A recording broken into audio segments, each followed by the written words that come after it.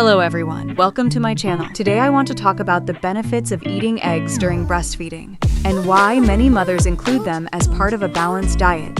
Eggs are a good source of protein, which helps support the body's daily nutritional needs. Many mothers focus on eating foods that help them maintain energy throughout the day. Eggs also contain important nutrients, such as vitamins and minerals that contribute to overall health. Including nutrient-rich foods in your meals can help support a healthy and balanced eating routine. Another benefit is that eggs are easy to prepare and can be included in breakfast, lunch, or dinner. This makes them a convenient option for busy mothers who may not have a lot of time for meal preparation. Many mothers also find that protein-rich foods help them feel satisfied for longer periods, which can be helpful during busy days of caring for a baby. It is important to remember that eggs should be cooked properly before eating. Following safe food preparation practices is always a good habit. A balanced diet is not about one food alone. Along with eggs, try to include fruits, vegetables, whole grains, and plenty of water in your daily routine. Every mother is different, so paying attention to how your body responds to different foods is important. With a balanced diet,